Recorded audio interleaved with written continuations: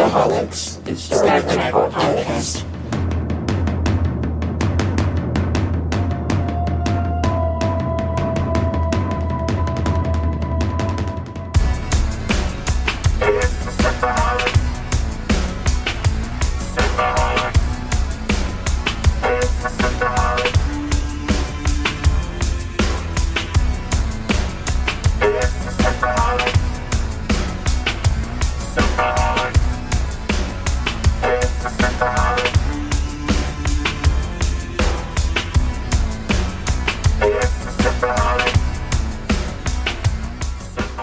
Welcome to Synthaholics. Thank you so much for downloading our show. Today we got another great episode. We are talking the next episode of Star Trek Picard, episode 2, Maps and Legend. Today we've got myself, Aaron O'Brien. We have David Duncan. The Compass. And we have our returning guest, Guy Davis from Rocky Mountain Geek Tank. Welcome again, Hello. Guy. Thank you very much. Thanks for having me. We have been graced by another episode of Picard, and things have been developing. So, real quickly, consider it graced. Amazing grace. How sweet the sound. Saved a wretch like it. Grace. How sweet. Don't we sing that when we bury something, though? What's that? Don't we sing that song when we bury things? You don't think you sing when you bury anything. Well, anyways, just real quick before we get into the whole thing, everyone, if you like the show, please you can subscribe to us either through your podcast app. You can also join us on Facebook. You can go to our Facebook group, Facebook.com/groups/Synthaholics, and join us there. There's plenty of chatter about the new Picard show, some good, some bad. And you can also tweet at us. Yeah, lots of chatter. You can also tweet at us at Synthaholic Duo. And if the show seems like you want to support and help the show go a little further, you can throw a couple bucks our way by going to our Patreon for Synthaholics. That would be greatly appreciated. So, Maps and Legends.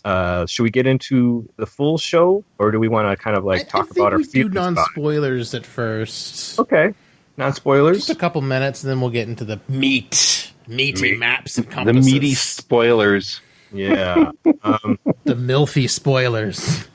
So I had an interesting, as a side note, I had a very interesting story that I happened today. I was on my way back from work, and as I was driving along, I got to this intersection, which has it's a weird 5-way intersection. So you end up with this left turn lane and then a different left turn lane. It doesn't matter. I had my window down because it's 70 degrees here today, which won't be tomorrow. It's going to be snowing tomorrow because Colorado. And this guy pulls up next to me and he just out of the blue goes, "So have you seen Star Trek Picard?" And I'm like, "Yes." And he goes, "What do you think of it?" And I was like, so we had this discussion, and I'm like, this is such a random thing. Some random dude in a convertible next to me is asking me about Picard and whether he should watch it. And of course, I'm saying, yeah, go ahead, watch it. It's great. It's a lot of fun. You'll like it. And then I drive off, and I came home, and I was like, that's so weird. What? And then my wife said, it's because you've got a Trek fish on your car. You've got a Star Trek fish in your car. So, and you've got NASA logos all over your car. You're obviously a Trekkie. Yes. It's like, I didn't even, that was such a random out of the blue, I'm just sitting here having this conversation in the middle of some intersection in Colorado and, with this guy who wanted to know and stuff like that. And I thought, it's just such a weird thing. People I was okay behind with it. You. Yeah, no, we were waiting. It was a weird light. That's why I kind of have to explain it. I had when I was my first fast food job, I used to get thrown off when people would call me by my first name, and I'd realize I had a name tag on. Oh yeah. Like, how do they know I'm Aaron? Well, how did that happen? It was weird for me when I was in different stores with my name tag on. I'd be wearing a Circuit City shirt, writing down prices of items at Best Buy to bring back to my managers, and people would ask me at Best Buy if I worked there. Nice. I had a Circuit City logo on. Circuit City, that's a store from a bygone era. Yeah, bygone era, yes. I worked Back for in the the days. the dinosaurs of stores. So, who wants to go first? Non-spoiler. I'll go first. This is CSI Picard, brought to you by the TV show network that puts out 16 different CSI shows. That's my non-spoiler review of this week's Picard. Go ahead. Nice. Anybody What you else? guy? Well, my feeling on this one is I love the way that it laid down more of the mysteries going on here. It added interesting depth to certain aspects of this of the show, and I really like that. I mean, it was putting down more. It's obvious we've got a very complicated plot going on here, and the more they paint this painting, the more I'm starting to see the picture, and I love that. It's like every episode, it's getting a little bit clearer. I still am not sure where they're headed, but I like that they're, every time I'm like, well, the first episode I was like, well, there's 20 possibilities of where they're headed with this one. This episode, I'm down to like 18 possibilities. You know what I mean? It's like, that's really cool. I like the way that they're doing that. I feel that Narek is my new Ash Tyler. I fucking hate him. Gets under my skin. He drives me bananas. I just, every time I see his face, it's just like, he looks almost too much like the other Spock. And since there's already, like from Discovery, he sort of looks like Ethan Peck a little bit with his beard. And I'm just like, we've already had this, and it feels wrong because this is so far in the future. Get it off my screen. Yeah, get it off my screen. You just think all Vulcans and Romulans look like. I don't know. You're Vulcan racist. That's not good. Vulcan racist. No, but his face bothers me. I agree. He is. There is a slightly, and I don't know if you guys noticed that some of the Romulans have like the full the head lobes, and some do not. I love this. So have you been watching the extras on this? No. No, because I've been watching Will Wheaton and the Ready Room. Your arch nemesis, Will Wheaton? My arch nemesis, you Will Wheaton. You gave him a second of screen time and gazed upon his almost same as your old body as you? Visage. It's so bizarre. Anyway, it was like watching a mirror image of me. A clone of yourself. A clone of myself. Oh, no, you and Will Wheaton have the little circles that are interconnected. Oh, it's so cute. It's so cute. Yes, we're the twins.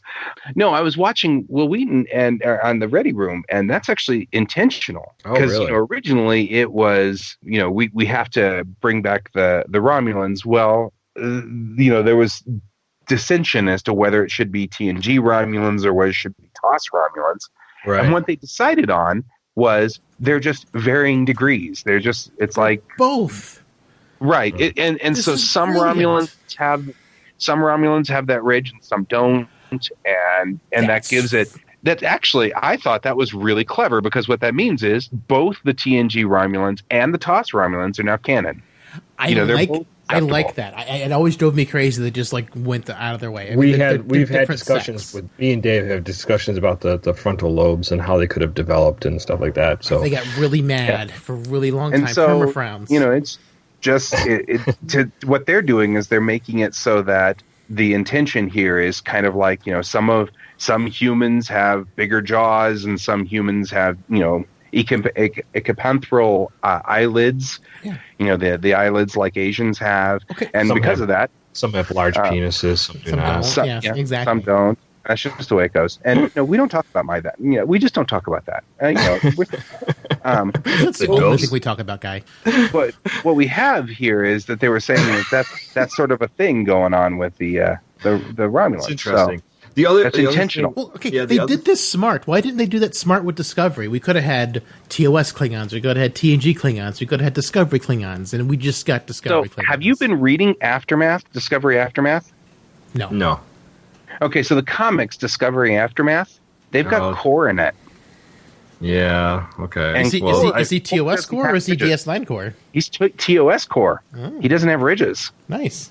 And they didn't say anything. They just stuck him in there. And L'Rell's talking to Core, and Core is talking to L'Rell, and it's just like they just accept it that some of the Klingons don't have ridges. Fine. It should have been in the show. They really should have had all the flavors of Klingon in the show. Yeah, I'm totally on board with this. That totally makes sense to me, Right, right. Hopefully in season 3 they'll do it right. Yeah, we can. It's one of those things. Season 1 and 2 of TNG sucked. Really. Yeah, they did. I mean, with a handful of exceptions. And the truth is, I still have a hard time watching season 1 and 2 of DS9.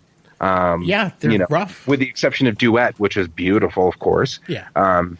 And then, season 1 and 2 of Voyager, Well, until 7 of 9 comes, Voyager's super painful.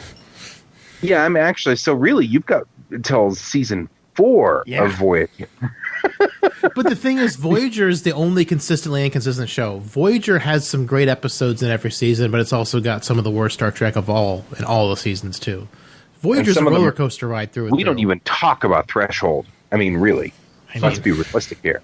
It's the only thing we talk about because of how bad it is. We talk about Threshold all the time, unfortunately. I think I have we don't talk about how we don't talk about Threshold. I have nightmares about Threshold. But do we talk about Magics of Mesus or whatever that was for the Magics of Magus 2, where Spock does a pentagram on the ground from the animated and casts series? black magic because, oh my god! Because Spock is a Wiccan, right? Hashtag not my Wiccan Spock. Not my Wiccan Spock. My Wiccan Spock. Actually, the Magics Narek. of Megas. Actually, I think Narek is Wiccan Spock. Now that I think there about it. That's what Narek is Wiccan Spock. Well, let's get started with this Maps and Legends. This is Maps and Legends. Season 1, Episode 2. This is aired January 30th, 2020, and we start off... Roaring 20s. Are we going into the spoiler side? Yes. Should we warn people? Spoilers. Spoilers. Yeah, spoilers. Spoilers. Full frontal spoilers. We will ruin this for you. Guy, we went to the same place, flashing and full frontal. I know. Isn't that just... We had the same brain, guy.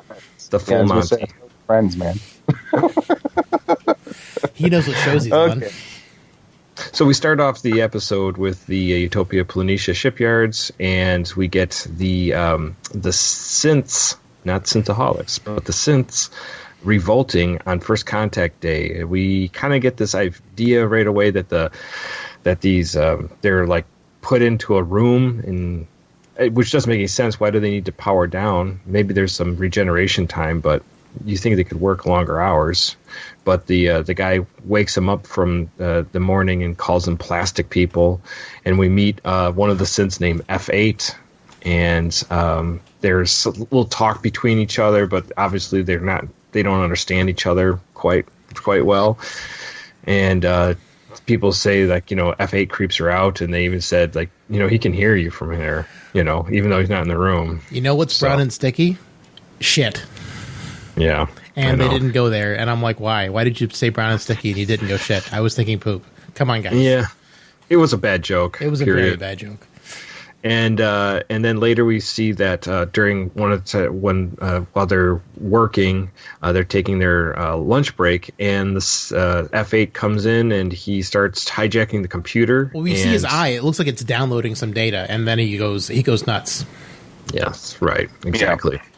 And he hijacks the computer. Looks like he might drop some defenses or something to that nature, so they can actually the synths can attack the shipyards.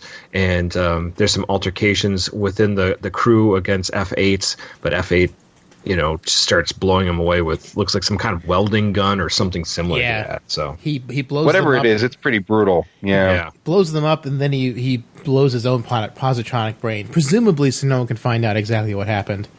Exactly. He was probably ground zero. And I've got a funny antidote about F8. F8 is the key used to get into Windows safe mode. Yes, that's probably a joke, I'll tell you the truth. That's what I'm thinking. Or it's fate, one of the two. And I also thought I thought it was funny that last episode we talked about Geordi doing the opposite of Roots and being the slave owner of synths. So Dave, good thing he left that day. Dave, you were right. Yeah, I know. I'm totally right. I thought I cringed at that joke, but you were absolutely right. That Geordi LaForge, LeVar Burton, the web, was literally had slave labor of these synths. Yep, and treat them like garbage. There are a couple of things going on. One, and I just want to interject here. And he made the humans work on First Contact Day. Mm-hmm. Yeah, well, there are a couple of things. One, we know that LaForge is still alive. Yes, in the comic it shows Utopia Planitia. Mm-hmm. Well, no, actually, Laris says it. or not Laris. Yeah, Laris. No, the other one. The husband. One of the Rosvan. Saban? Yeah, the Romulans. Yeah. He says it. He says it. There. He says, Worf, Riker, LaForge. So clearly he's still alive in Picard. We were worried he somewhere. died last episode. We Right. now know And he's alive. But that means that he wasn't there. It means he was cracking the whip from my afar. operating theory. Yeah, my operating theory is he was working at Utopia Planitia up until they started putting synths in. But as Data's friend, he probably resigned or moved. Because I would. In the Countdown comic, he's part of the. He's the guy building all the ships. So he's overseeing everything. He's there with the robots. That's true. He's a just high-ranking maybe in officer, so charge he got of them. first contact day off. Right. Good job, Jordy. You're high-ranking. So Yeah, you're right. You're right. He's cracking If he the whip was from there afar. for all of those ships to depart, yeah, you're right. He would have to have been there. Okay, He knew so something my about it. operating theory, as much as I liked my operating theory, I have to admit I've got to concede that point. So He's yeah. in charge So like last of a whole episode, bunch of Dave. fake datas. Yeah, last episode, Dave made the joke of like it would be the opposite of Roots. It would be LeVar Right. Burton being the slave owner of a bunch of Humans and androids. sense. Call it And- Stewart. Roots backwards. Stewart. It's space roots. It's roots in What's- space. Yeah, Stroots. What? How was it? Stewart. Stewart. Stoor. Yeah, backwards. Stewart. Stir. Stir. So, anyways, as much as I cringed at that, Dave, you called it. You called it. Also, Yeah. Aaron, not only did you cringe, you laughed pretty hard. So I was proud. Oh, of myself. it was funny, but it was just like I was like, "Oi." Anyways, so after that we go to Chateau Picard again. What? How many times we got to watch this? The Opening exterior scene. of Chateau Picard. There's like 3 or 4 scenes of Chateau Picard. It'll I'm like, probably okay. happen every episode. Even once they get to space, they'll cut to Chateau Picard where like number one's taking a poo, and then the Hold Romulans cleaning it up, and then it goes back to Picard in space. So Lars and Saban are basically Picard's butlers, right? Yeah. Yeah. So Where's his bat suit? I swear. So yeah, I know, right? he's got the Batmobile under Chateau He Picard. does. Yep. That'd be great. It'd be great if he had a suit like that. It's basically this Lacutish suit. Yeah, it is. Back when he was in the BSDM. Yeah. So so they're going over the security Starfleet data showing when Dahj and Picard were attacked by the Romulan, motorcycle gang, and they see that all this stuff was kind of like Scrubbed scrubbed from any kind of information. So by the Vajjad. so that's the next thing is that Jihad. Jot. Zaban- Dom Play Dom Jihad. Jot. Yes. No, which Vosh was it? It was that Vosh. Zatvash. Zatbash. Which Vosh? That Vosh. The sexy Vash. Zaban suggested that Tal Shiar may have erased Daj's presence, and that and Lars says that it could be this faction within the Tal Shiar, or might have been the actual origin, like a secret society within the Tal Shiar that's been there for thousands of years, named the Zatvash. And they're Which Vosh? Zatvash. Okay, thanks. Zatvash. We had to know which girlfriend of Picard we're getting involved with here. I know. There's so many. Yeah, good point. Plowvash. That's the Plowvash. Okay. I really can't let that joke go. That's just really a good one. Yeah. Yeah. Pretty proud of that one. It'd be funny if John Luke was like, Vash? What? Who? What? Which What? Vosh? That Vosh. So, Their cow. How about the Their wash with that 10-foot pole sticking out of his chest? Right. roll in the hay. Roll in the hay. So they explained to Picard that Zatvash is like a mythical, scary story you tell like kids at night and stuff like that. And also the Tal Shiar recruits. Yes, and that there's this basically they have this deep fear and loathing of all artificial life forms. And Lars brings up, do you ever notice that Romulans never have any kind of artificial intelligence, androids, cybernetics within Romulan culture? No, because we've barely gotten a look at Romulan culture in 50 years of television. Kind of look like the Roman Empire to me, but I could be wrong. Yeah, but that said, every time we bring it up, there are no robots or anything like that. And if you think about, like, you go back to the Defector, and you know, Admiral Jarok says to Data, I know a number of people who'd love to get their hands on you. And Data's like, I don't know whether I should be disturbed by that or not. And he goes, you should be disturbed. Yeah. So it does fit to what Aladar Jarok said. I think that works out to... I'm sure that's convenient, but it does fit. You know, what about nicely dovetails there. What about that tumbling ship in Enterprise? Well, and that was 300 or 200 years ago, or 150 years ago, quite a long time ago. It was a drone ship. It was run by an Anar. Yeah, there wasn't any robot in it. It wasn't artificial at all. Yeah, but he was kind of jacked. It was droned, right? Yeah. But it was remote run by an Anar, so the intelligence on it was still Anar. Kind of cybernetic jacked in, though. He kind of had he was kind of jacked into their computers. Only Discovery acknowledges Enterprise. Shh, go away. Anyways, so they go to Dahj's flat, her apartment, where she was attacked. Hovel. Her Boston hovel, up right above the Cheers bar. Uh-huh. Yeah. Sam Malone's under there, dead. Buried. but Norm's skeletons under there. But Norm's still drinking. Yes, right. Norm and Morn are best buddies now. More right next to each other. Yeah, that would be actually hilarious. Norm and Morn sitting next to each other at the bottom of the bar underneath Dahj's apartment. Now we have added an entire level to this entire thing. This is our what is this headcanon? This is our headcanon, man. This is Cheerception. Yeah, this is a comic strip in itself, right there. Right. So they go.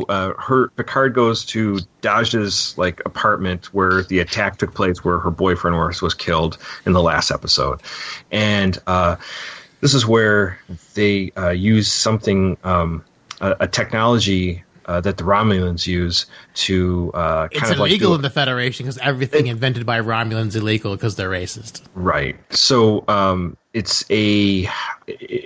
does this molecular reconstruction device that kind of they can see kind of what happened in the past, sort of. And while they're looking through it, they're going through the whole thing. Lars noticed that some of the past was interrupted. Something was cleaned. She said scrubbed, so it's not readable anymore. So then they decide to go into Dahj's personal computer, start looking for things, and she said they've cleaned this too. There's barely anything, but then they decide they're going to look for how you introduce yourself to your new computer and how the computer recognizes you as a person. And because she has a identical twin, they decide they're going to go through if there's anything in the computer itself to tell where this if the computer confused Dahj with her sister Soji. And they do come up with that evidence, and that evidence basically says that she is off-world. They don't know where she is off-world, but she is not on Earth. So that's where that ended for that.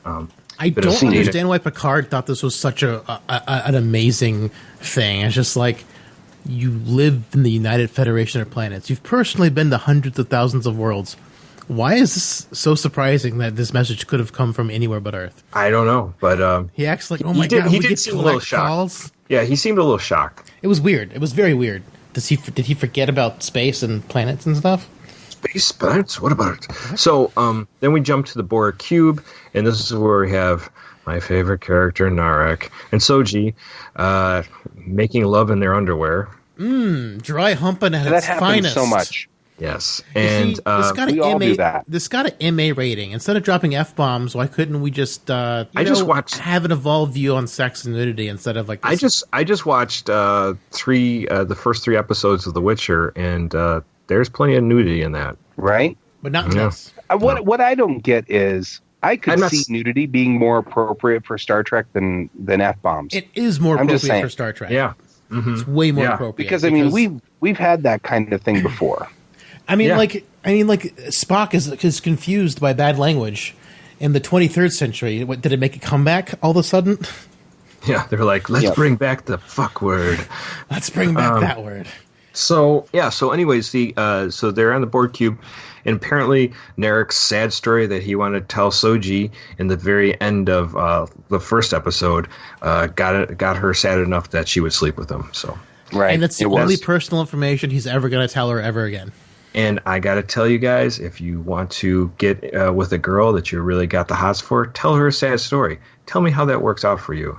I don't. Right. Send us Let's an get email back at to me on this and see if that synthaholics@yahoo.com. works. I don't think that's gonna work. I don't think it's gonna work. Let us know how Anyways, it works, guy. so It's never. I'm just gonna say, in all the years that I have lived on this planet, that's never been the way that I've ever gotten together with a girl. let me tell you the most depressing story. Oh my Right. God, let me sleep with you. Yeah, you're so sexy suddenly. What? But so there's this banter between both of them, and basically Narek is not telling her anything about him because he's Romulan, and apparently they're secretive. But he wants to. He's going to see her down at the where they Reclamation entered. place. Yeah, well, they're on the cube, so there must be like a place where they enter into the rest of the. I don't know. I don't totally understand it, but it's a big cube, I'm assuming.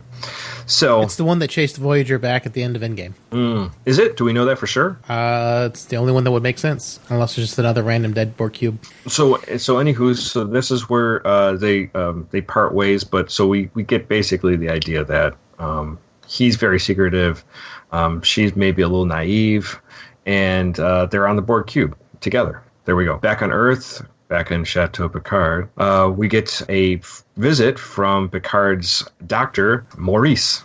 Pulaski. Wait, no. He's So this prettier is- than Pulaski. I'm assuming this was his doctor, physician on the Stargazer? Yes. Because they bring this up, and Yeah, they bring it up and they talk about the Stargazer. yeah, for a minute, and The navel gazer. he wants to Picard wants to be cleared to go out in space for like a medical checkup, and he basically says, your medical scans show that something showed up, and it's something with his health. With has to do with his was it perennial lobe of his brain? Yes. Mm-hmm. Which So- this matches. Bendai syndrome. Aromatic syndrome that we saw. Bendai syndrome was Sarek. This matches the in all good things, right? in all good things. That's where I was after. I'm sorry, I got all like sidetracked there. I was like, I'm in a loop. Right. I was going. So, he basically just says, you're gonna die of this. It's like it might be a long time, it might be a short time, but the prognosis is. Picard's already pretty old. It's not like old age or aromatic syndrome. It can be a toss up. Yeah, right. Of course, he'll probably go out in a blaze of glory, and this is something I talked about a long time ago. saying that Picard might even die in the first season or before the show's over because it might be that dumb. I hope not. I hope they get at least into the second season. I hope so. I mean, I hope he makes it to the end and then he dies at the very, very end. I mean, that would be fine, but I don't know. Yeah. Well, knows? they've Stewart's changed expensive. they've changed the dynamics quite a bit for second season. So, I mean, now they're bringing in Whoopi Goldberg in the second season. So I can't imagine him dying. Yeah. Let's hope not. Yeah. Not that fast. Q's rumored to show up too, and Q won't let Picard die. You're dead, Picard. So, He will torment him. yeah, exactly. So, but he asked him to clear him medically so he could go to space travel, and they even asked him, "Do you really want to go back into the into the cold, dark?" He sounds like McCoy from the Star Trek reboots. Yeah, I And- know. I think doctors Which have wasn't that far from the McCoy in the original series. Yeah, exactly. I think the doctors have a sobering view of what space can do to people. Yeah, I think they do too. They're like, they spend way too much time working on people. It's really fucked up out here, guys. We should not be out here. We should not be out here. It's like all the doctors like spent a year in the mirror universe just seeing people getting beamed out into space. It's like, that's not healthy. So Picard goes to Starfleet headquarters in San Francisco, and when he goes in, he meets with Fleet Admiral Christine Clancy, and they have this pretty blunt conversation where Picard tries to lay out what he's dealing with Dahj being killed by these Romulan secret agents, and that she might have been a part of Data's positronic brain or his matrix that gave him consciousness, that Bruce Maddox might have used those neurons to create Dahj and Soji, and he wants to have a small ship and to go out and find Maddox and find Soji, and if that's okay with you, I mean that's all I want. Demote a ship, maybe 20 me to people. ensign. I don't care as long as I can get on a ship. And the admiral says, "Pure fucking hubris." Yeah. And get our second F-bomb of Star Trek. Yeah, and Third. so basically, well, because the Romulan MILF said "fucking cheeky." I think she said "fecking." Fucking cheeky. I think she said "fecking." Pretty sure she said "fucking." Well, whatever. That's what I wanted to hear anyway, but that's what it sounded like. But so she's pretty upset, and she's basically they get into the whole drama of what happened with the Romulans, how they were supposed to save the Romulans, and the attack on Mars basically changed all those plans, and how the Romulans weren't working with the Federation that well anyways, even with the rescue mission. So she just basically says, "This is not your house anymore. Get out. Go back home. That's what you're good at. Do what you do best. Go home." Screw you guys. I'm not him. Yeah, exactly. This scene was particularly disturbing. The fact that she was like, 14 other people in the Federation decided that we were gonna lose 14 members if we helped Romulus. I'm like, what? That makes no sense. Because, I mean, like, it's all about inclusion and stuff like that anyway. Like, the Federation, like, you join the Federation knowing this is the goal of the organization. And the threaten to leave for including another race makes no sense. Come on, the Tellarites and the Andorians and the Vulcans all did that in the beginning of Federation, too. Right. I mean, that's not uncommon. That's just to form the Federation because they didn't want to work with them. But I mean, like, I don't know, the Federation's been established for like 250, 200 years at this point. Like, you think they would have grown up at least a little bit. Yeah, and you know, the United States is 250 years old, and it's a good thing that Texas and New York all agree on everything. Well, yeah, I mean, and that's it. I mean, it's definitely there. Well, we can get into. So here's another politics. thing that's actually like a very real thing. They put Nichelle Nichols on the bridge, and half the states in the South wouldn't air the episodes. The episode with the kiss between Kirk and Nichelle, or Kirk and Uhura, they wouldn't air them. The South wouldn't air them, and they threatened to take Star Trek off the air. So it's actually not unheard of. I can see this. I can see this dissension in the ranks. I mean, not unheard of, but I mean, I've got to they're admit supposed to be more evolved than like, us, and they're de-evolving real fast. Their principles are de-evolving real fast too. I think that there is a cancer in the Federation right now. I think that's what's going on. I mean, I'm seeing this. It's been slowly kind of coming apart here at the seams during this, and I think that's what Picard is sort of trying to show. It's also what season 3 of Discovery's dealing with, because the Federation's like all but done. I mean, so it's just kind of like, I mean, there's only like 12 stars or 5 stars left on, like 5 or on 6. the flag. It's not that many. Yeah, it's like there's not that many. Which, if it's 6, we're back to the core races of the Federation at the very beginning. We're back to the Tellarites, the Vulcans, the Andorians, the humans, and the Alpha Centaurians, and maybe one other. You know, there's just not a lot. I mean, we're right back at the very beginning. Right. So, well, we can get into that when we just wrap this up. But real quick, we get. I know. No, because that's a very deep subject we can really get into. But so we go back to Chateau Picard, and it'll never get old, right? Every time I see the scene, I'm like, okay, I get it. They're back there. So, like, Picard's, got to figure out what he's going to do. So he decides he's going to talk to his old shipmate, Rafi. So he puts on his communicator pin and tries to contact her. We don't see what happens with that, but I'm assuming there's some kind of direct channel to Rafi. So we get to meet Rafi in the Countdown issues, but we get to meet her the first time in this episode at the very end. So, and then from there, we go back to the Borg cube, and we get Soji and Narek are together, and they're basically going into the reclamation area or whatever they're doing at the Borg cube. Soji's job seems to be taking old Borg, whatever you want to call them, drones, and they're disassembling them. I don't know if they're still alive or if they're dead. That's the only thing was unclear to me at that point. So, it sounds like they're still alive because they're saying run if they chase you. So, I mean, like, assimilation is a risk. There's that sign that says it's been 5,800 something days since assimilation. I'm sure but that's 16 assimilation. Years. I'm sure assimilation is gonna come back because there's that sign. It's a risk and something bad's gonna happen, and it's gotta happen. Right. And during this time where she's doing all this, we see that Narek's there in the room watching the whole thing. So giving her the eyes and the ears. Yeah, so the ears. Wishing he was giving her the penis, but right. That's the Romulan hello. It's the Vulcan hello. It's the Romulan hello. So then back at Starfleet, we get Admiral Clancy talks to the Starfleet Commodore. I think Commodore O. I think that was her name. Yeah, but Commodore O, who's played by Tamlin Tomita, by the way.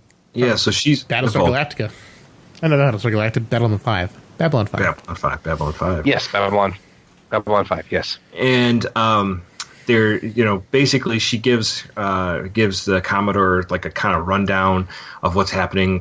The Commodore must be a head of security for Starfleet, and so it basically tells the Picard story. But he says it's probably nothing, but I thought you would know. And the Commodore was like, there isn't anything like that, but if there is, I'll let you know. So, and then she calls in her Lieutenant Rizzo. Mm-hmm. And Rizzo is basically a Romulan altered to look human. Yeah, but Narek's she seems to be aware of what's happening. Like, she seems to know that Narek and Rizzo are working together with the Soji, and that she knew that this Tal Shiar faction is working on Earth. So there seems to be like Commodore O seems to know something. I don't know what she knows, but she knows something about it. So it's a little confusing how much she's aware, but it seemed like she knew that Rizzo was orchestrating something on the planet. Presumably, I'm hoping she's a Vulcan Zhat Vash, because if like I was saying earlier, it might have been before the show, but if the Zhat Vash is really thousands of years old, that would be before the Romulan Vulcan split. So there could be Zhat Vash within both races. And we were speculating, Guy, that maybe that was one of the reasons why they split up the Romulans and the Vulcans. That might actually make some sense. And the Zhat there Vash. Might be a. Well, I mean, I think it was the emotional thing. Right. Yeah. I think, was it Surek, the one who decided we should not be I'm pretty sure that was like the final straw, but the Zhat Vash might have been part of it too. Possibly.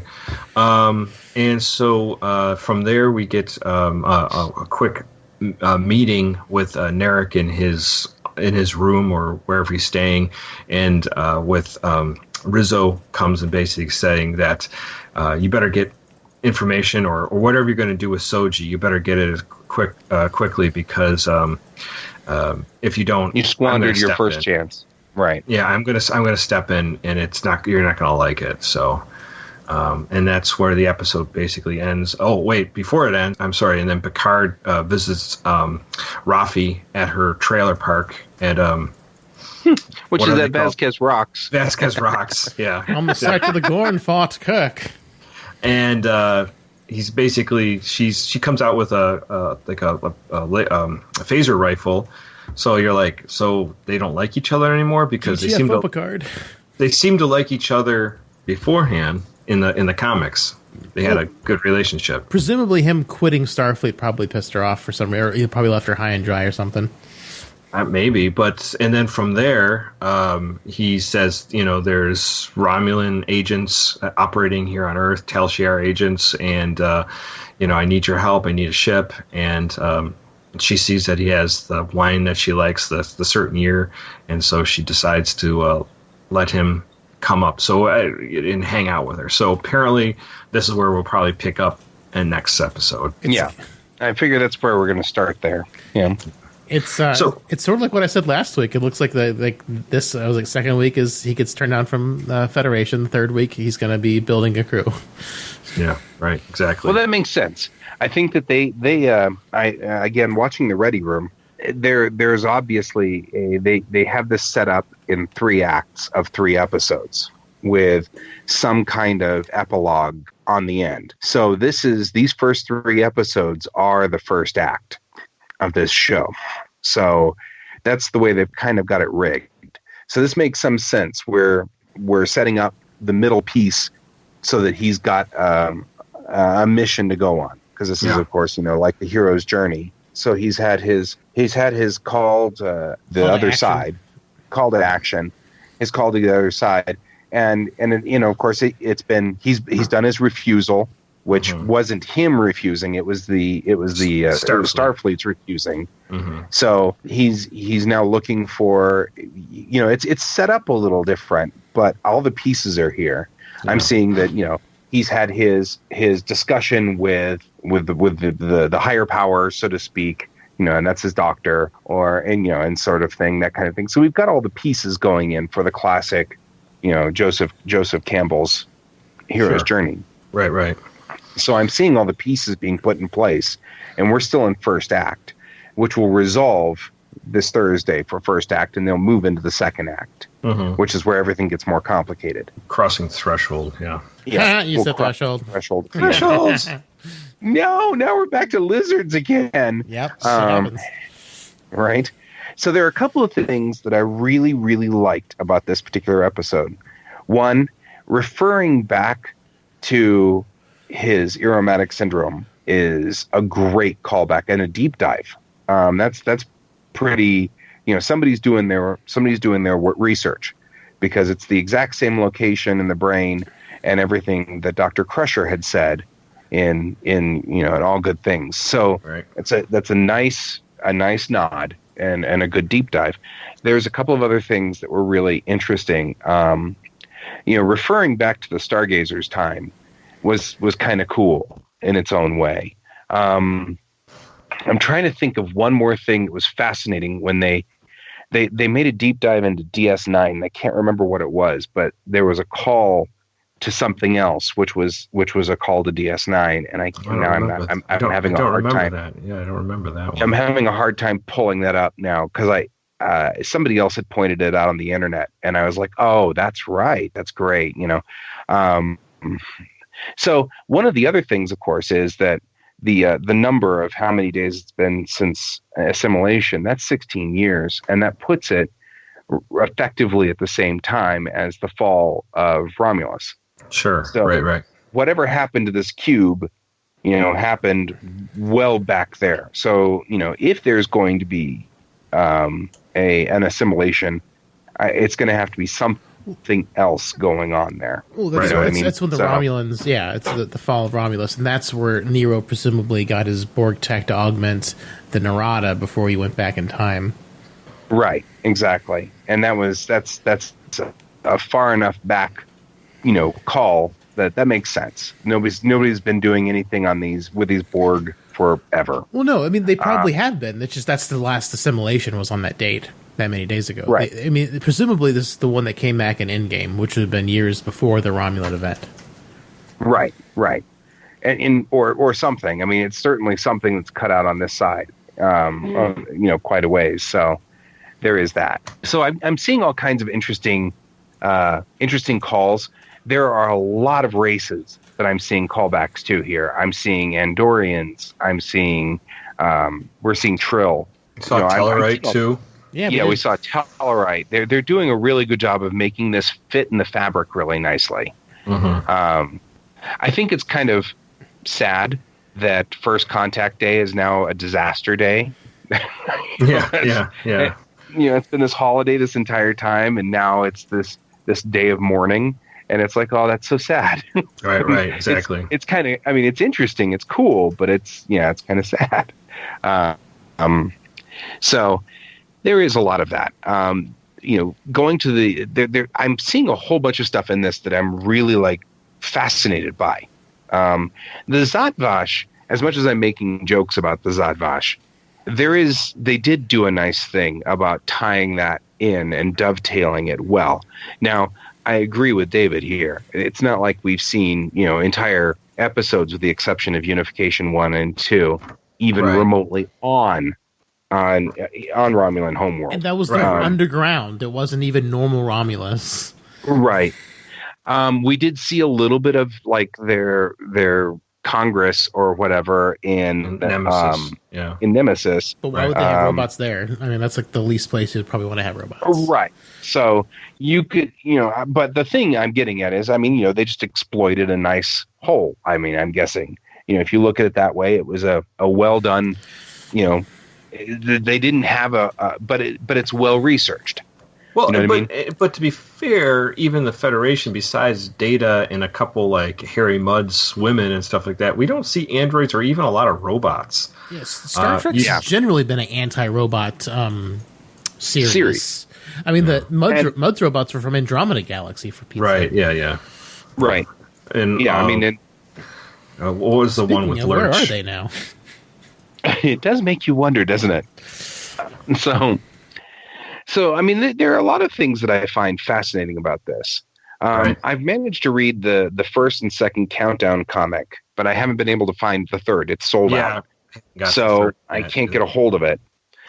So I don't know how it ends. But now at least I know some of the background going on here, where Zhaban and Laris are, they're refugees, effectively.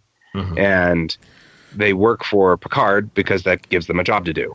And Romulans have an entire empire. Why are they refugees? It's not like all of Romulus was just the planet. Well, I think we've had this discussion on there too. All of the Klingon Empire fell because of the stupid moon. Yeah, but so I kind of, but it didn't technically. It didn't technically fall. It just they lost their key power source, so they decided to make allies since they couldn't make war anymore. They didn't It wasn't right. It made them strategically weak. It didn't destroy the empire. They just. Yeah, but Guy, wasn't that the moon blowing up? Wasn't that supposed to be the Chernobyl kind of callback? Yeah, it was supposed to be the fall of the their entire underpinning of their economy or whatever fell apart. Yeah. But here's the thing about the Hobus supernova is that you can see in the Countdown comic, that's part of the mission of the Verity. That the Verity has been going around to all of these planets to evacuate them. So it's not just the Romulan homeworld. It was a number of planets that got wiped out when the Hobus supernova went. Right. Which, that makes some sense. But it's I've been doing research. It's a very large pocket of space with lots of planets. But if you took out Earth and everything around Earth, you take out Vulcan and you take out, if there was a supernova right here, it would wipe out us and it would take out Vulcan and it would take out Tellar. So you'd lose 3 homeworlds. I'm pretty sure and Alpha Centauri, so 4 homeworlds. You know what I mean? It would be pretty brutal. I don't think supernovas have that far reach. I'm pretty sure there's really bad science. Actually, no. They actually do. That's what I was just about to say. I'm doing the research for Bellatrix Rising, my newest comic, and in it, I've got a map of all of the stars in the Orion Nebula, in the Orion, the constellation of Orion, and because it's at the main homeworld is Bellatrix, and so that's the left star. The left shoulder, the other shoulder, it's not Betelgeuse, right? And if you look at what damage, whatever was in the belt was there was a belt star that blew up, that took out all of that stuff. That entire nebula is huge and massive, and there's wreckage of other stars that were there. So whatever happened there, millions of years ago, wiped out an entire zone in there. So this isn't unheard of. Yeah, it's not just that, but also like what is it? Gamma rays. If they get sheared off of a sun when they explodes, it could just wipe out a whole planet, just destroy everything on a planet. Neutralize the life. Yeah. Just burn them alive. This isn't unheard of. In fact, this is a concern because we are at the edge of Betelgeuse's potential death zone. Really? Yeah, but I didn't realize death was that big for a star. I thought the star there's so much space in between stars that it would dissipate. Betelgeuse is 250 light years away, right? So if Betelgeuse died 250 years ago, we'll find out soon. We'll find out very soon, right? But there's a whole bunch of potential nastiness. But on the way from Betelgeuse, it's going to pass by Bellatrix and wipe that star out. And you know what I mean? I'm looking at this from a top-down map, which I had made for the comic. I've got a great number of stars that would be in the way of Betelgeuse if Betelgeuse decided to go boop and die. Yeah. So it's a much more devastating thing. Supernovas are pretty ugly.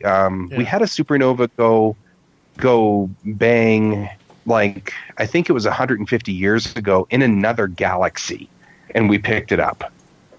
You know what I mean? So yeah, I mean, we could detect the light difference. I just didn't think it would be that devastating of a shockwave. Right. So it's plausible. I mean, I'm sure that there's, if it's a supernova as opposed to a nova, there's a lot of potential nasty that can go on there. So that's entirely plausible. I'd like to talk about some other potential nasty stuff. Yeah, let's get on this one. I'd like to talk about the idea of, first of all, the way the synths are treated in the beginning of this episode. Yeah, that is pretty nasty. So we, like Dave was saying before we started the show, like we've seen this in Measure of a Man, and we kind of thought that was put to bed, that they are as their own sentient race. And obviously with Data's daughter, Lal, it was revisited, and then they kind of proved it again, even though she died in the process, but still. Right. They had to go back through it. Well, and Melinda Snodgrass, who's the one who wrote Measure of a Man, tweeted that clearly nobody has learned their lesson. Right. Exactly. It's like they just don't learn this lesson. They're not getting it. What was the decision? Like, what was the point of them making this judicial decision if they weren't going to follow it? Well, and that's the thing is, like, maybe it's like anything. It's like it's just too damn cheap, that we can make these synth people, and maybe they're not as intelligent as Data, or maybe they're not as advanced, but if they're somewhat sentient, you're still working with a race of people. It'd be like us taking some subspecies of ape that before evolved to humans, and then like making them our slaves, So I don't know. It'd be pretty awful, and there's actually been a lot of talk even within like AI and with robots coming to be in our own world, like how we treat them, could very well determine our relationship with them in the coming, couple hundred years. So she already wants to kill us. We haven't made her be a slave yet. Yeah, exactly. But I mean, I noticed that is becoming a recurring problem. Now, I don't find that to be unbelievable, and that's because I mean, we had the same problem with America. I don't find that to be a particularly unbelievable thing either. If you think about when we talk about slavery and breaking free of the slaves, and then there was an evolution to our racism, and then it changed again, and then we had to go through civil rights. And even then, we're still struggling with bits and pieces of that. You know what I mean? Right. And we're clearly 150, almost 200 years past the initial, hey, it's illegal to treat black people bad. You know what I mean? Right. And we're still suffering from problems of this. Right. So it's not unbelievable that from the duration of Measure of a Man to now, we still don't have a clear definition of whether androids should be people or not. because I we agree. had That's this what the one whole ruling thing was for. in Starfleet. But right? while I agree with your point, Guy, it is like, but aren't we at the point where mankind has gone past all this bullshit? You know, that we see and other sentient. Yeah. Here's the problem I've got. Star Trek likes to turn a mirror on culture. Oh, absolutely. And the question we have asked, and I think we as Trekkies need to keep asking this question over and over, is when do we consider them turning a mirror on our culture to be offensive or not? You know, when does canon breaking into canon to try to turn the mirror on our culture? If they break up canon, does that become offensive, or are they still following the original mission statement of turning a mirror on it? They're not talking about black people. They're talking about androids, which is again that same it's a convenient way to convey that story. It's a vehicle to talk about that same story. Right. But the thing is, they always turn the mirror on it, but they did it without corrupting the mission of Gene and the mission of Starfleet. Now they're corrupting the foundations of what Star Trek is by turning this mirror, and I don't know if that's the right way to do it. But let's even go... Turnabout Intruder. Yeah, well, yeah. Really, it's not like we haven't literally stuck stuff right in the face of things. Yeah, and we've had corrupt admirals, we've had corrupt commodores, even in the original series. Right. So, I mean, I get the feeling. I mean, I do understand that we shouldn't have. I don't know. I feel like sometimes people take the essence of Starfleet, the metaphor, as like an ivory tower. Yeah. And you can't use Starfleet as anything. We have to only use Alien 1, 2, 3, 4. Yeah. Well, the problem we had was after a certain number of series, people were starting to mock Star Trek for Alien of the Week. Yeah. You know, I want to do my metaphor, so here's the Zerg Blacklians who are mistreating their men. Yes, men. That's it. Not women, men, so that we can talk about gender relations. Well, you know, but let's get even uglier. That, you know, the idea of the Romulans as a refugee species now were treated and ignored by the Starfleet and the Federation because of all sorts of political reasons. But I mean, we can just look at the Syrian refugee crisis that we saw a couple of years ago, where, you know, that terrible picture of like the toddler washed up on the beach shore that, you know, died trying to cross into, I think it was in Italy or Greece. Second, you know, we have at our own borders these people from Central America trying to come up, and they're just trying to get away from terrible gang violence in Honduras and all sorts of other countries like that. And they're just they're being ostracized as criminals. And are there criminals within there? Possibly, but a lot of them are, you know, just families just trying to find a better life. And yes, maybe they're trying to get to U.S. in a way that's not legal, but it's like the whole thing is like, if your family's starving, would you steal a loaf of bread? You know, is that bad? Right. I see the same thing happening with our own people. The United States is an ivory tower that you cannot argue with. Yeah. There's a group of people that if you say, hey, I don't like what is happening with this law, the immediate response is, are you even a patriot? Why are you living in America? Right. And that's the same thing I see when we talk about whether we should take Starfleet and de-ivory tower it. Mm-hmm. You know, look at the dirt inside the ivory tower. Right. You know what I mean? If I get that same feeling of, well, now wait a minute, we should be able to look at Starfleet and, you know, pull the nasty skeletons out of the closet and do something about that, because we should be able to do that with our own country too. You're not being unpatriotic. You're not being not a Trekkie by, you know, saying, oh gosh, there's skeletons in the closet of the ivory tower of Starfleet. You're examining the realities of it. Are they perfect? Well, there's a lot of things that they're moving forward with a utopian society, and I get that. And I do understand that one of the pluses of Star Trek has always been that we can look that in 300 years we're all going to be spacefaring and not fighting with each other and stuff like that. But the truth of the matter is, Gene Roddenberry didn't want Kirk and Spock to fight with each other. Didn't want Kirk and McCoy to fight with each other, and had to be brought back from that edge. Mm-hmm. And then he made it so that nobody would fight each other on Next Gen, and had to be brought back from that edge. Right. The truth is that, you can have a utopian society, but it's not interesting. As storytelling vehicle, it's not interesting. Right. You have to fall so that the character can get back up as a storytelling vehicle. Yeah, no, I get that. The thing that just scares me about that is that it's falling. Discovery's in the future. The Federation is all but extinct, and Michael Burnham's going to fix it by her lonesome, because Michael Burnham fixes everything by her lonesome. Yeah, I know. It's the whole Mary Sue thing. It's just like, not like Captain Kirk didn't fix everything all by his lonesome. No, but he didn't. He had Kirk and he had Spock and McCoy, and they it was a team, and like everyone else in Discovery is like an afterthought. Compared to Michael Burnham, and I don't know if I necessarily agree. I mean, you got. Really, she gets far more screen time than anybody else. Even Tilly, which everyone loves, doesn't seem to get enough screen time. After Colbert came back, Tilly disappeared because her role was fulfilled.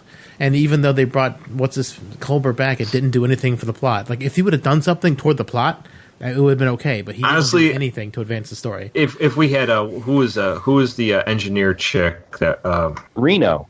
Yeah, if we had Jet Reno and Tilly on like as main characters, I'd be happy with Discovery. Yeah, I got to admit, Reno and her, I can fix that analogy with duct tape too. That's pretty amazing. Those two. I love Reno. Some great lines. I love Tilly, but everyone. Reno was in like 2.5 episodes. Reno needs to be in way more episodes. Yeah, she does. Reno is awesome. But I mean, I can kind of see that. But you know, I've had a recent rewatch of a lot of the original series stuff, and though I agree it's not all Kirk. It's all Kirk and Spock. Yeah, but but let's be serious for a second. Like that's a different era where you had like, you know, Bonanza and like these certain shows that were like very centric of like a hero or two heroes or something like that, and they fixed everything. I mean, that was just the name of the show. But that's how it worked. Yeah, but that's not how TNG worked. It was every the episodes would switch who got the focus. All the time. Same thing with DS9. Hell, DS9 even forsook its main cast and gave extras that came on that week, the episode, and like most of the cast. I mean, like that's how Star Trek DS9 broke a lot of molds anyway. It isn't the way Star Trek necessarily has been. Now, one of the things that I have noticed that Kurtzman and crew, Michael Chabon and Alex Kurtzman, what they're doing is specifically bringing Discovery into the action-adventure role, intentionally harking back to TOS, right? Whereas they're bringing Picard into the more of the deep thought drama role, which is harkening back to Deep Space Nine and to TNG. So they've got a plan on these two, splitting these two directions. I mean, that's intentional. So, I mean, this is back to the ready room on this. Yeah. Now, I'm not going to say that they aren't concentrating a lot more on Burnham than I feel a little comfortable with. But there's a design here. There's a specific design. They're headed to the Captain Kirk Spock thing. They just haven't found their Spock, I guess, even though they literally had Spock. They literally had Spock, and it was. They literally had Spock. And people are clamoring for a Pike Spock. And number one, and I got to admit, I would love that. Yeah, but it's going to be the same thing if they go Section 31. It's going to be all about Michelle Yeoh. Yeah. I mean, that's fine because she's been headlined as the star, and that's fine. And Michelle Yeoh is probably one of the best parts about Discovery after Jet Reno and Tilly. I don't get how that's different because Shaniqua Martin Green was headlined as Discovery's lead. It's just I was expecting more an ensemble cast. I know she was. Yeah, I think they were heading a different direction. I know she was billed as the lead, but I mean that's just annoying because they said the captain's no longer the lead. Well, I'm like the captain wasn't the lead in Deep Space Nine and Voyager and DS9 or TNG, whichever one I didn't say. Enterprise. I mean, like they were the captain, but I mean, episodes always would rotate who they focused on, and Discovery isn't doing that. And like, just because you're shifting the focus on the character doesn't mean you can't include others and be an ensemble. And actually, looking back on it, Enterprise is pretty close to that too. I mean, they had ensemble episodes. Yeah. But for the most part, it was the Scott Bakula show. Oh, especially season 3.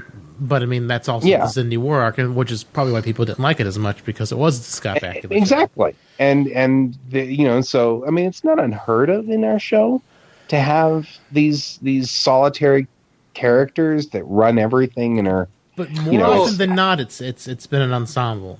But let's be fair. And I'm okay with that. And we're going back to that, I guess, with Picard. I'm getting the feeling that that's where we're at with Picard. Yeah, because that's the thing is I feel Picard, even though it's called Picard, I mean, we're getting more Picard than probably most characters, but we are getting different characters showing up. I don't know how much they'll be developed. Obviously, Picard has a huge backlog of pieces. Yeah. Right. I mean, because like the cybernetics doctor, she holds this big piece.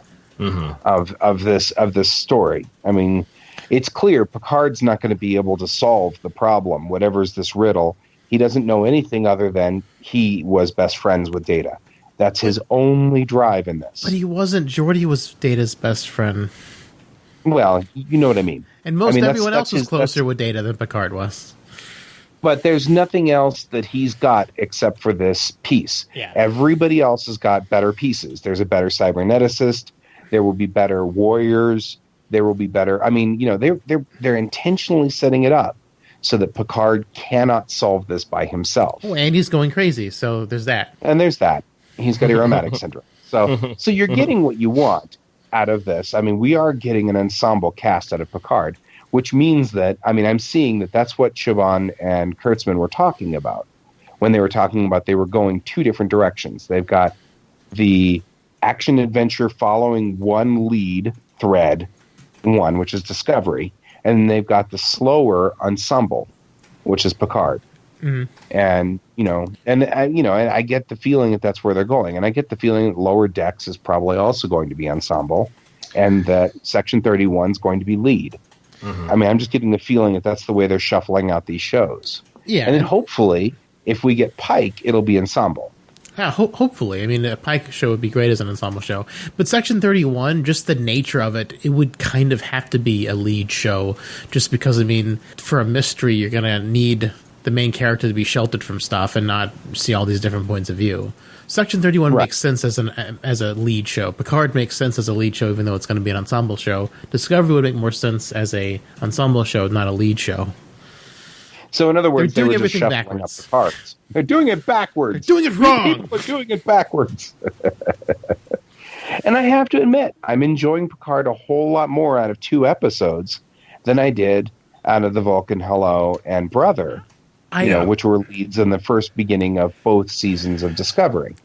It's but true, that but doesn't it's mean not I hate Discovery. It's true, but it's not a high bar to reach, though.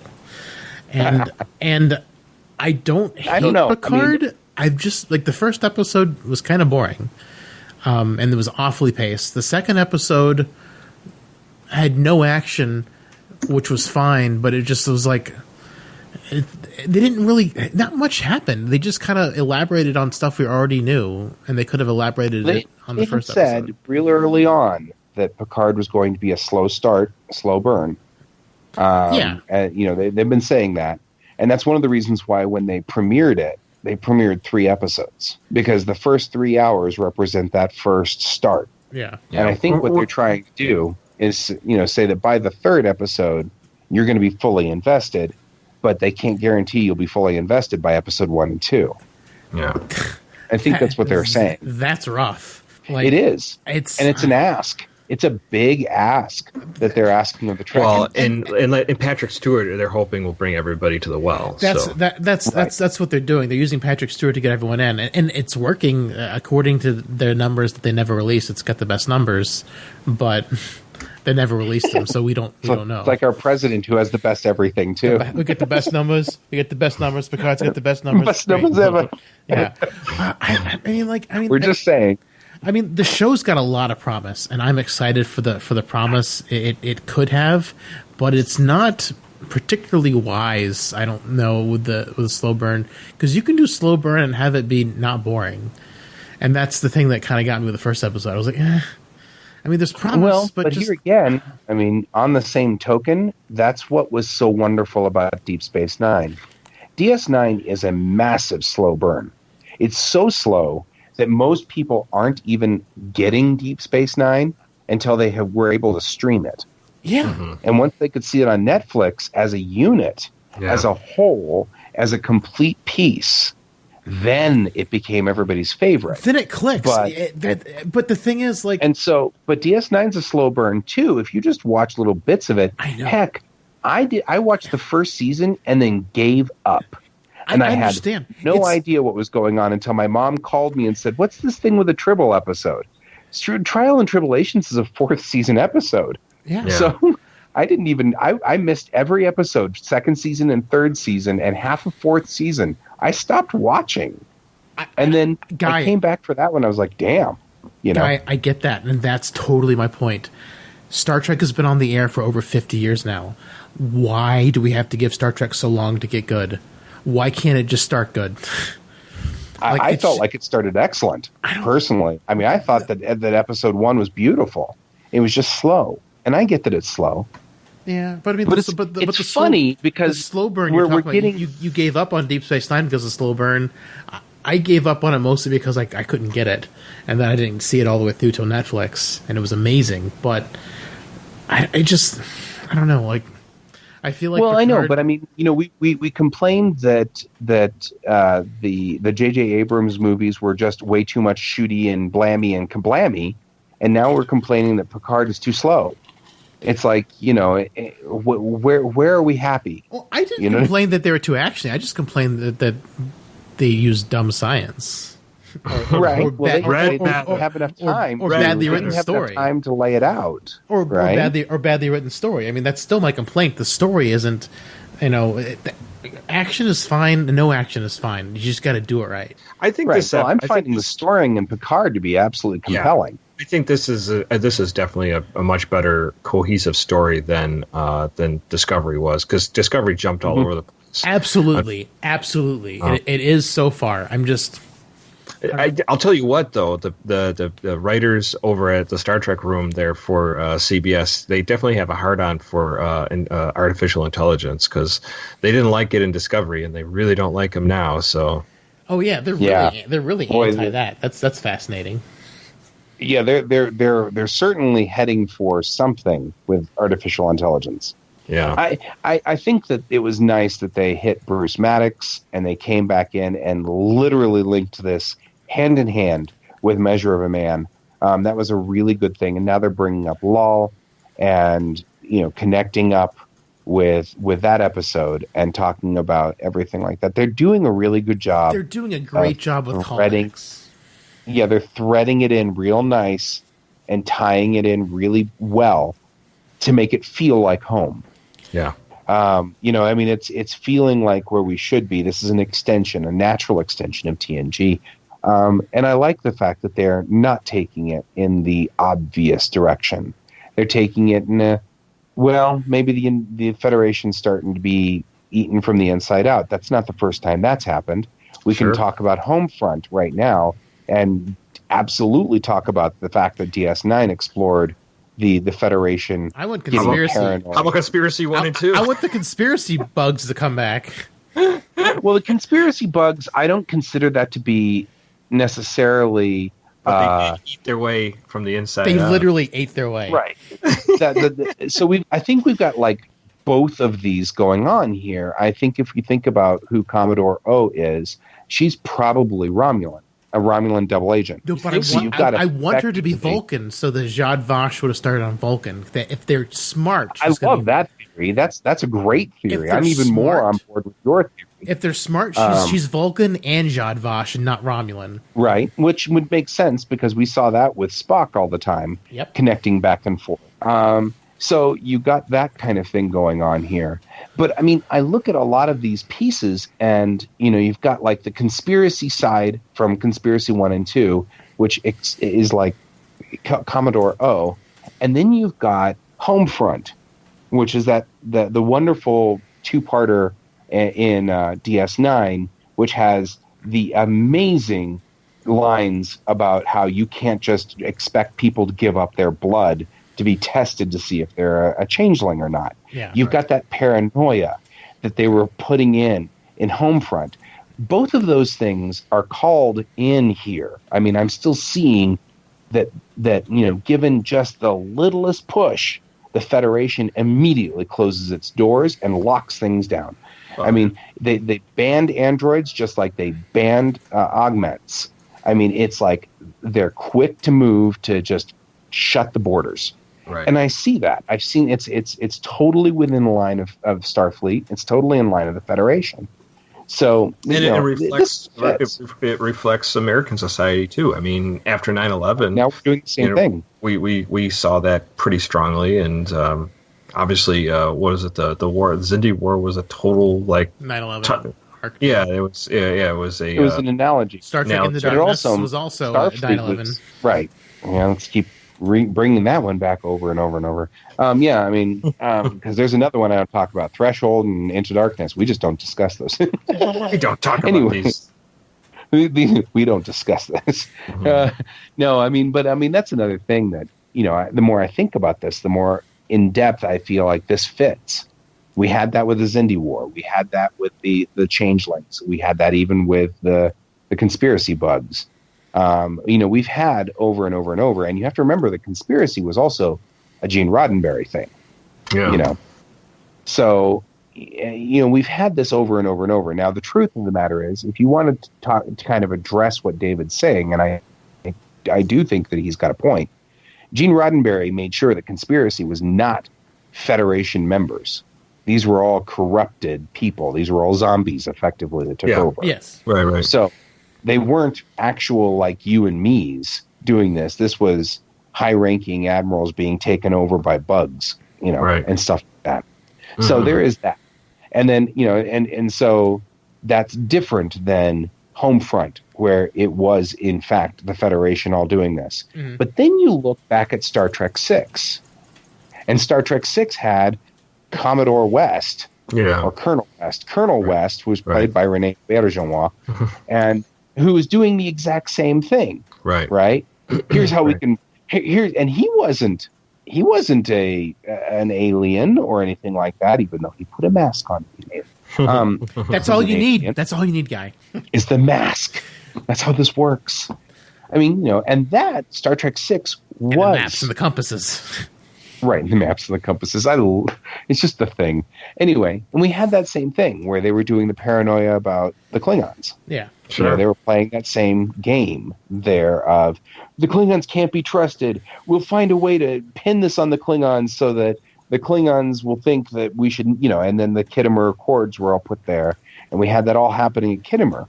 Right. Well, so it's in the thread to have these dissension in the ranks sort of things. It's natural for what's going on in Starfleet. It is, but we just know it's going to completely crumble because of Discovery Season 3, and that's just the sad part. Well, it doesn't rebound. It doesn't get better. We don't know anything other than what we've seen in the previews for Discovery Season 3. 6 stars in the flags is pretty conclusive that it's crumbled. It could be an alternate universe, but is it 900 years in the future? Yeah, 900 years in the future. Who knows what they're facing in the future? It could be something worse 900 years for the Federation to fall. It didn't fall in 2401. And it could be something worse than the Borg that they're facing. Who knows? Right. Maybe a giant plague. Maybe a plague wiped through all the planets and killed, millions and millions and billions of people. Maybe it was another supernova, David. Maybe the synths took over the Federation and everyone got the fuck out. Right? They joined the Romulans. The United Synth Federation. Yeah. The United Federation of Synths. Yeah, maybe, because it looks like all the alien races are banding together fighting the Federation. So maybe this Federations are all synthetic, and that's why this Federation's evil. And then Michael Burnham will talk the synths to death like Kirk used to. Hey, that would at least make me happy. Kirk logic. Out logic them. Actually, I wouldn't mind seeing a Michael Burnham, a Kirk logic the robots to death. That would be kind of funny. I can admit that would be cute. The series finale, Star Trek Discovery. I mean, the season finale, season 3. Does not compute. Michael Burnham talks a computer to death. A la Kirk. That'd be great. Yeah. When out of curiosity, when was the relativity and the time? Was that 900 years in the future? It was something like that. Though that's my issue with Star Trek Discovery at all. Like if Discovery was that big a problem for them to be missing for those 6-7 months in the Klingon War, why didn't the relativity just go like scoop them up and put them back where they're supposed to be? I mean, easy peasy.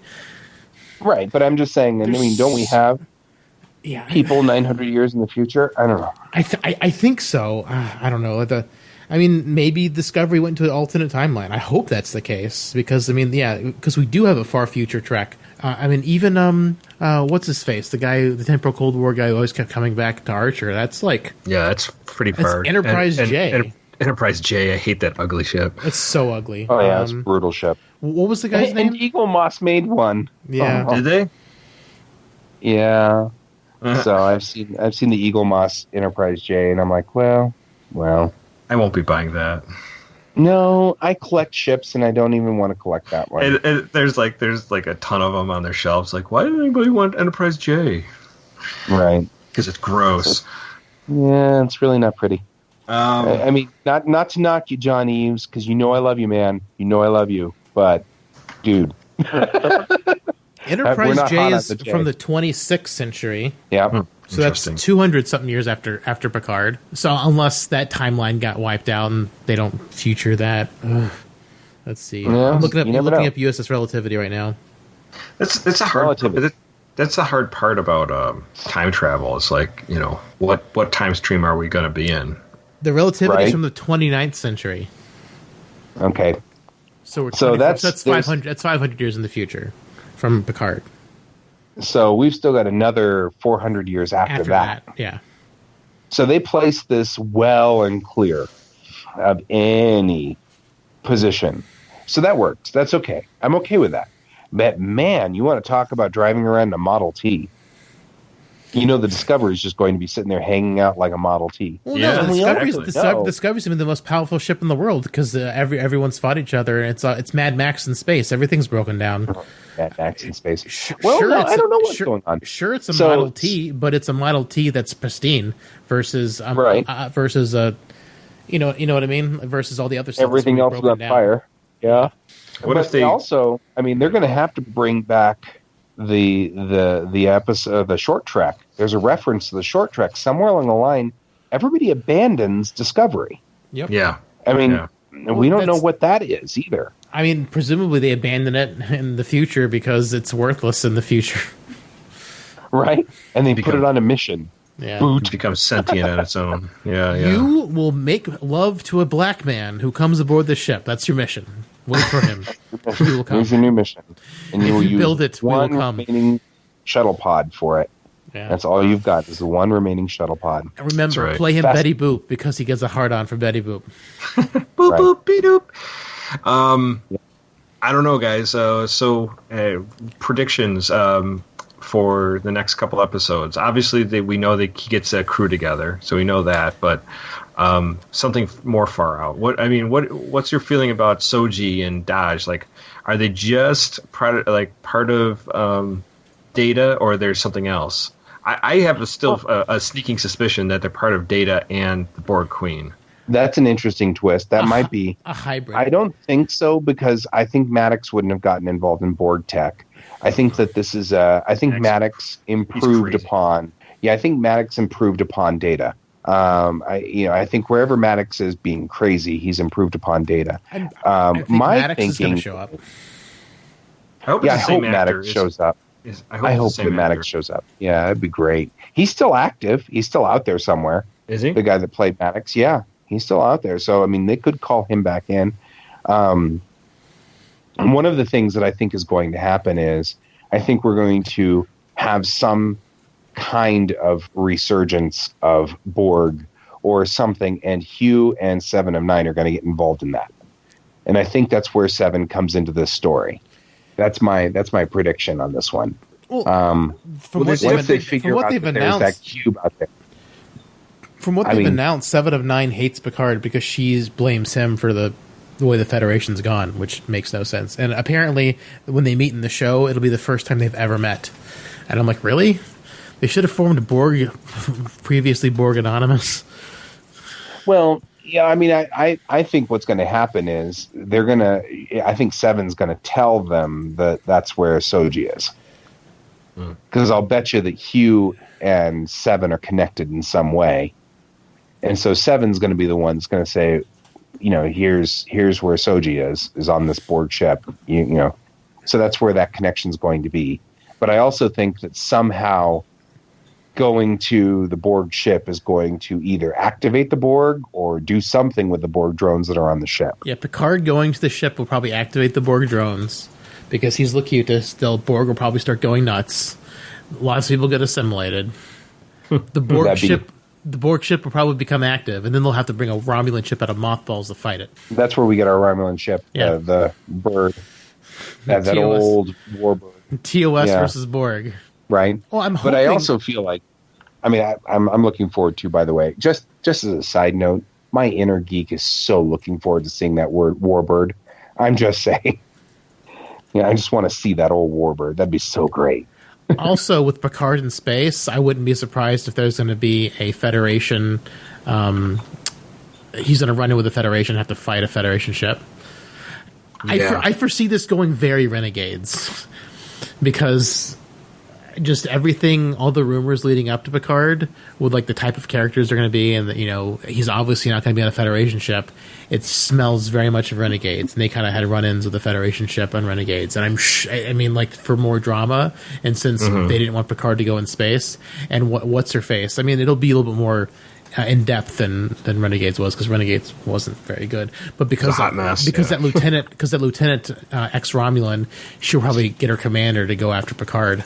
Whatever ship she's on. So there will probably be some kind of Federation ship involved with trying to take Picard down, along with the Borg once they get active. So it's going to be a hot mess. But I think everything's going to lead back to Maddox, and Maddox is going to be the real big bad of the series, even though he made a Data clone. Really, you think he's going to be? You think he's going to be the? I big wouldn't bad? have thought that.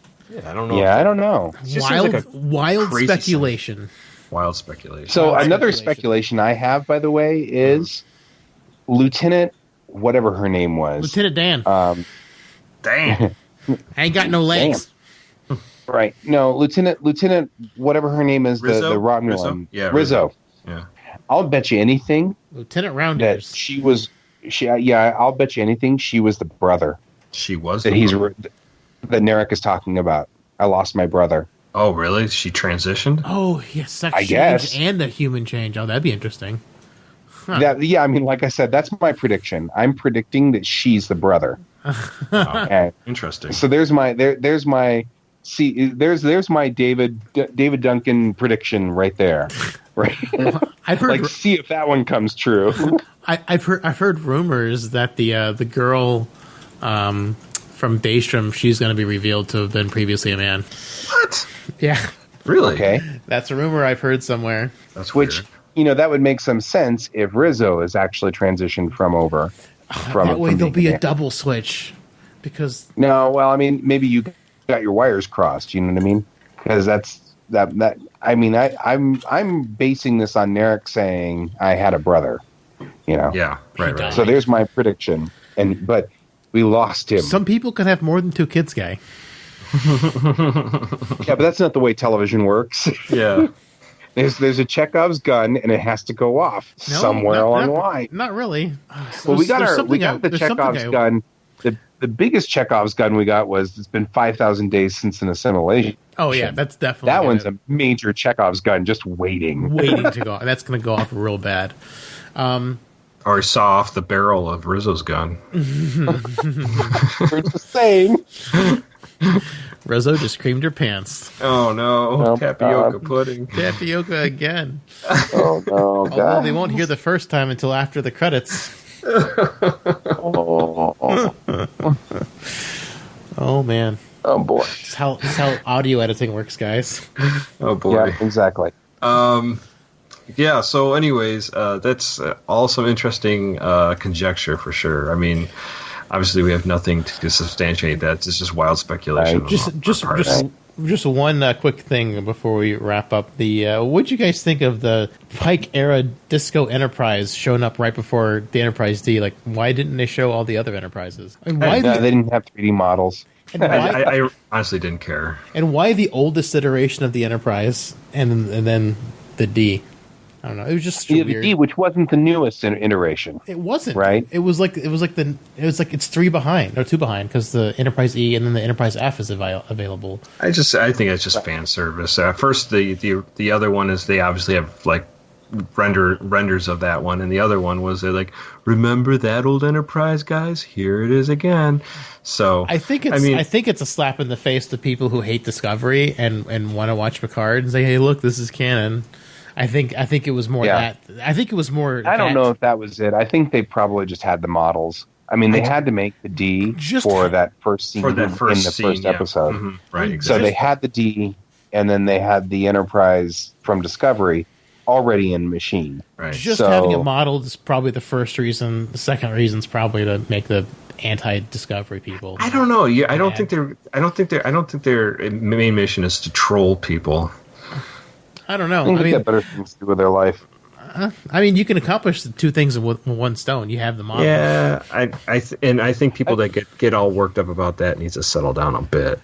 I watch so many videos about people talking about Disco and Picard. It's like it's crazy. I mean, I have my gripes, but I mean, I want to enjoy them, and there's some episodes I really do enjoy, but some people just hate it all, like because they want to hate it all, and I'm like.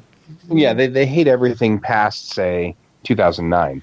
Yeah. You know, anything past 2009 is just evil and horrible. And every time they come up with explanations of why, it's the same things. It's bad writing, it's bad directing, it's bad, character design, all these things. And it's so funny because I still have those 1987. Oh, I read some of those you posted. Those things were brutal. And it's the same things. You know, Star Trek The Next Generation with that bald captain and the Riker guy who's really a Kirk wannabe, and the acting is horrible and the directing is horrible, and it's all the same things. Yeah. And it wouldn't be so bad, except I remember hating the Hilton Prize. That's what we called it. The Enterprise D was the Hilton Prize because it was like so, like a modern day hotel. Right. And it was we hated it. Right. And I think that's just the nature of Trekkies, is to hate everything that comes out that's new, that isn't just episode, 100. The Undiscovered Country. We all hated the Undiscovered Country too when it came out. It's like we hated it in Star Trek 1 because they changed the Klingons, and then they changed the D7 and made it all crinkly and had all this junk extra added stuff that was on it. Well, now you look at the Katinga class and you're like, oh, that's so pretty and classy.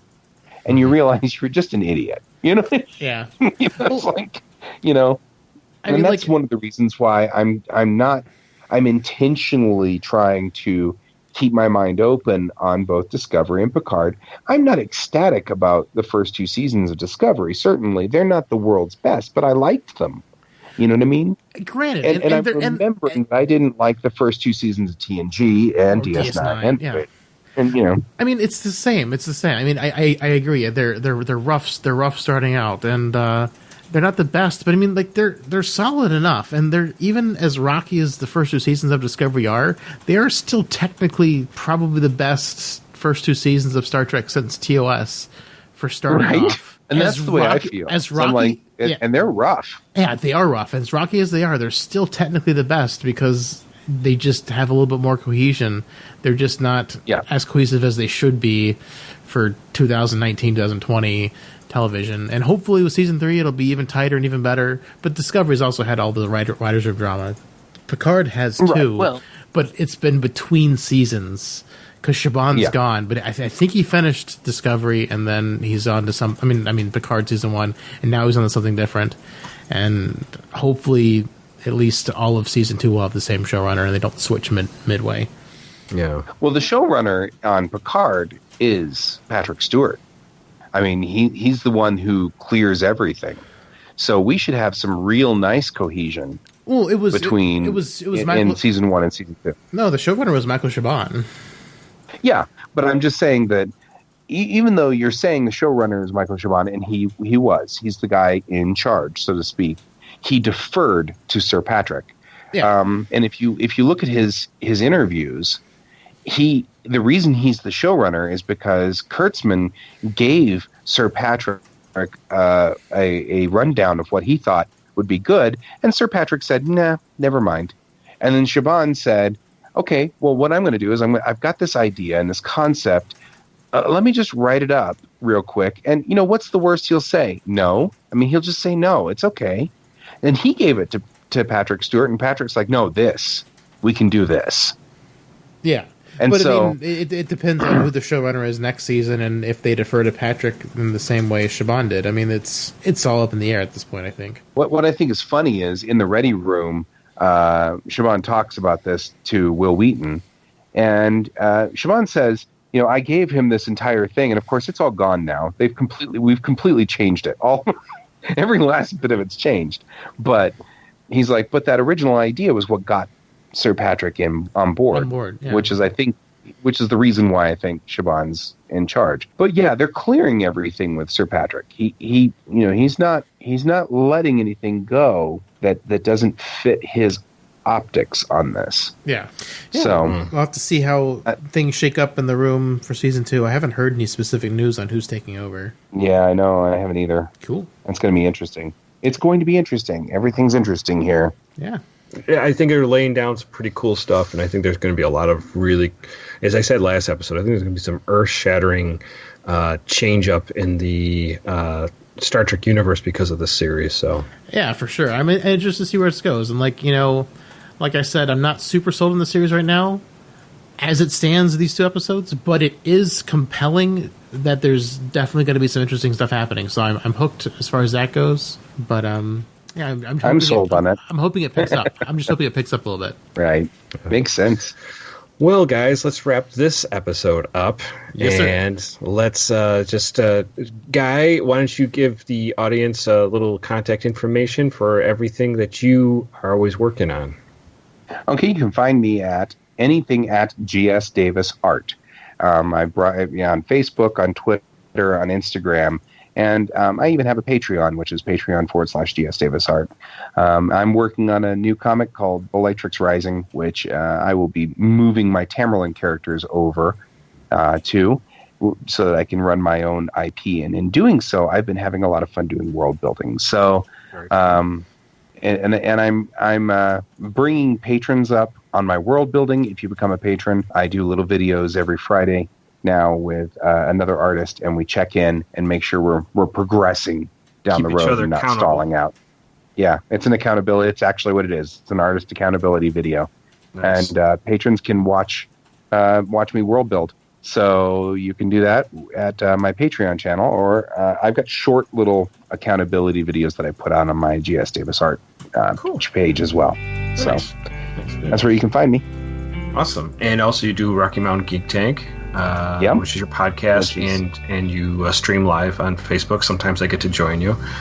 Yeah, and you can join us there, and of course that's just at RockyMountainGeekTank.com, and you can find us anywhere at Rocky Mountain Geek Tank too. Very nice.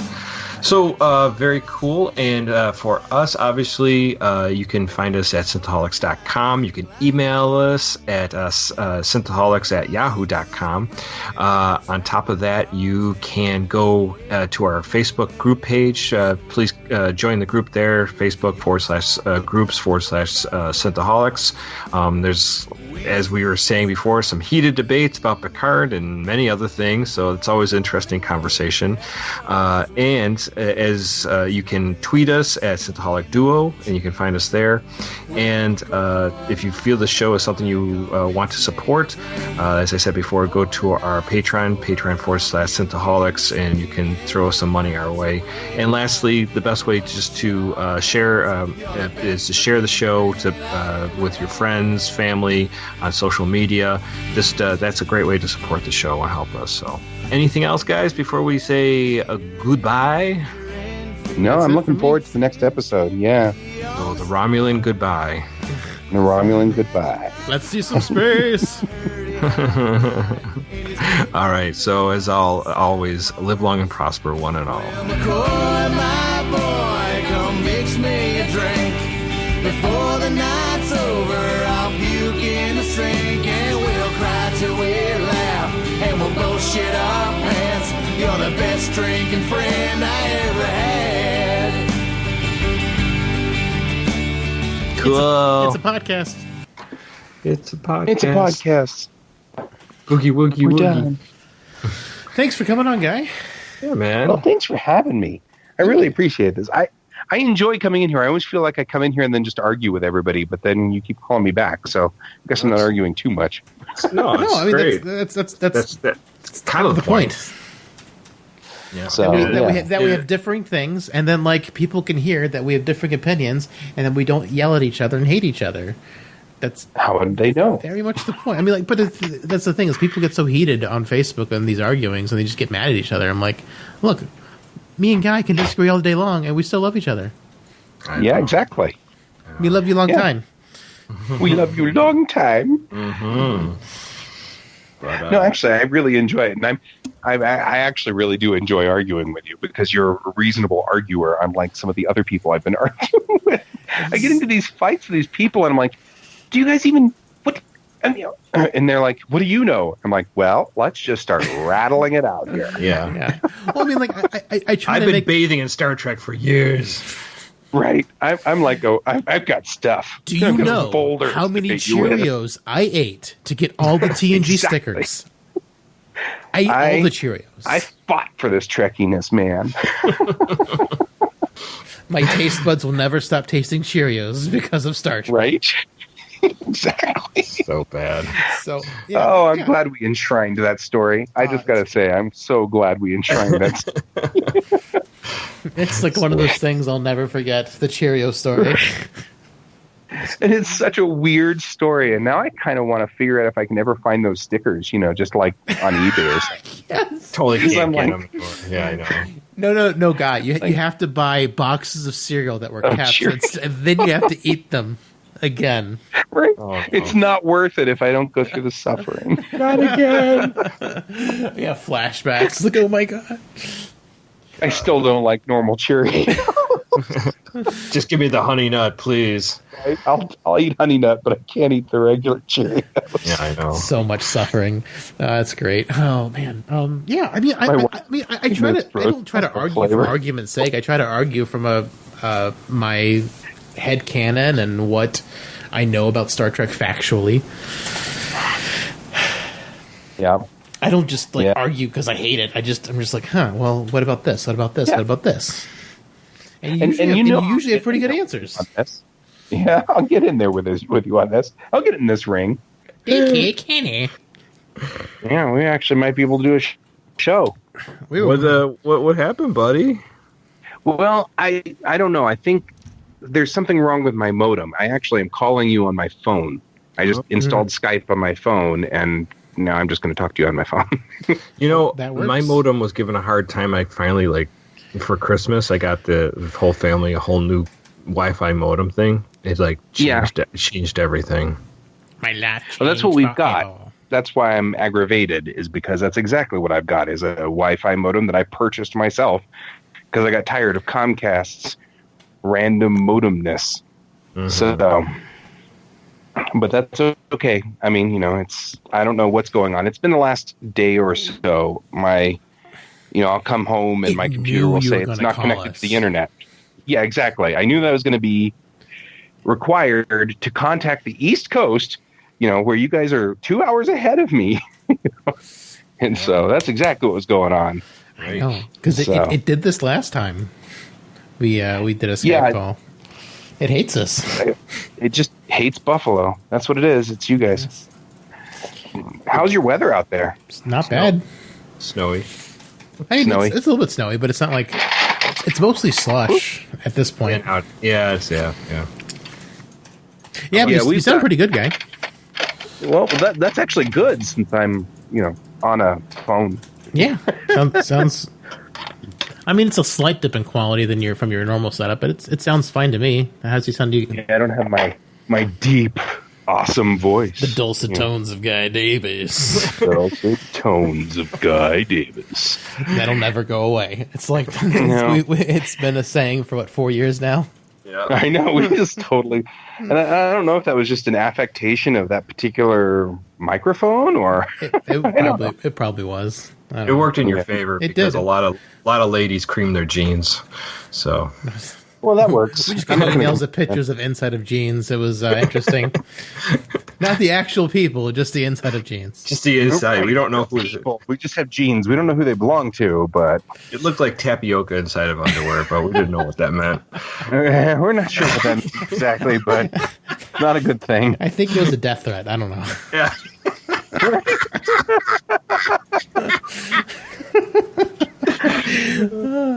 This is going to be a good. It's going to be a good episode. All right, are you ready for me to start a new already, file? aren't we? Yeah, I know, right? Yeah, let's get started since it's late.